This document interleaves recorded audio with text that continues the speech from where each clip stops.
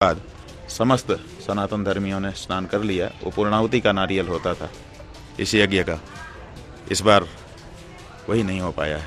अखिलेश यादव जी समझते होंगे, उन्होंने बताया होगा। जो भी समझता है वो कहेगा ही कि ये तो ठीक नहीं हुआ, और जो ठीक नहीं हुआ है तो उसका परिणाम भी तो ठीक ही नहीं होता। डिप्टी सीएम जो है, उन्होंने क्या लेट किया, क्या वो किया, वो तो उसी सरकार का ही अंग है ना।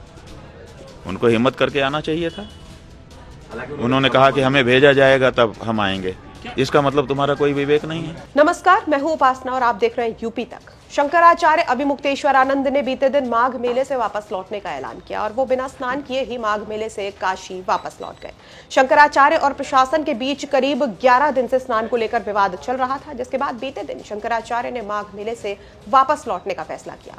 इसके बाद सियासी प्रतिक्रियाएं भी इस पूरे मामले पर आनी शुरू हो गई है। सपा सुप्रीमो अखिलेश यादव ने बीते दिन ही शंकराचार्य के वापस जाने को लेकर एक पोस्ट किया था, जिसमें उनका कहना था कि जगतगुरु शंकराचार्य जी का तीर्थराज प्रयाग की धरती पर माघ मेले को बिना पवित्र स्नान किए छोड़कर जाना एक अत्यंत अनिष्टकारी घटना है। इसके बाद अखिलेश यादव ने बीजेपी पर भी निशाना साधा था। अब इस पूरे प्रकरण के बाद शंकराचार्य का पहला रिएक्शन सामने आया है। माघ मेले से लौट जाने के बाद पहली बार शंकराचार्य मीडिया के कैमरों के सामने आए और उन्होंने अपनी बात रखते हुए कहा कि इस बार माघ मेले में जो कुछ हुआ है सभी सनातनी जानते हैं कि क्या हुआ है, और जो ठीक नहीं हुआ है उसका परिणाम भी सभी जानते हैं कि क्या होगा। ऐसा है कि हमारे यहाँ जो यज्ञ होता है उसमें हजारों, लाखों, करोड़ों आहुतियाँ पड़ती हैं, लेकिन एक आहुति होती है जिसको पूर्णाहुति कहा जाता है। जब तक पूर्णाहुति नहीं होती है तब तक कोई यज्ञ पूरा नहीं माना जाता है। ये माना जाता था कि शंकराचार्य जी के नहा लेने के बाद समस्त सनातन धर्मियों ने स्नान कर लिया। वो पूर्णाहुति का नारियल होता था इस यज्ञ का, इस बार वही नहीं हो पाया है। तो निश्चित रूप से जो भी सनातन धर्मी है वो इस बात को समझते हैं कि ये क्या हुआ है। अखिलेश यादव जी ने बताया कि अनिष्टकारी घटना हुई। किन्होंने बताया? अखिलेश यादव जी ने।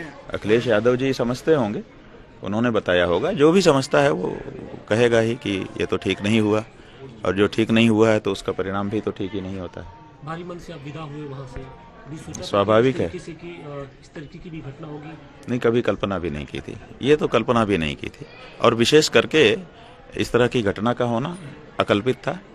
और फिर 11 दिन तक लगातार मौका देने के बाद भी अपनी भूल को, अपनी गलती को, अपने अपराध को न सुधारना, ये तो मतलब कल्पना करने पर भी नहीं कल्पना हो पाती ऐसी। क्या इसके पीछे की वजह क्या मानते हैं कि क्या सत्ता के मद में चूर है? नहीं, ये गौ हत्या बंद नहीं करना चाहते। जो मेन बात यह है कि भारतीय जनता पार्टी की, चाहे वो केंद्र की सरकार हो चाहे राज्य की सरकार हो, ये गौ हत्या बंद नहीं करना चाहते हैं।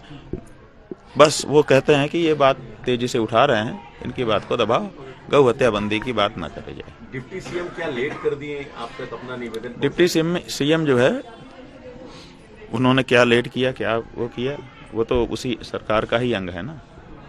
उनको हिम्मत करके आना चाहिए था। उन्होंने कहा कि हमें भेजा जाएगा तब हम आएंगे। इसका मतलब तुम्हारा कोई विवेक नहीं है। भेजा जाएगा तब आएंगे, ऐसा उन्होंने वक्तव्य दिया। तो कौन भेजता है उनको? भेजे जाने पर तो कोई भी व्यक्ति कुछ भी करता है। जो विवेकशील व्यक्ति होता है वो स्वयं निर्णय लेता है कि नहीं, ये ऐसा समय है, हम इसको अस्वीकार करते हैं, हम जाएंगे। ये स्टैंड उनको लेना चाहिए था। नहीं, ये चूक गए। तो शंकराचार्य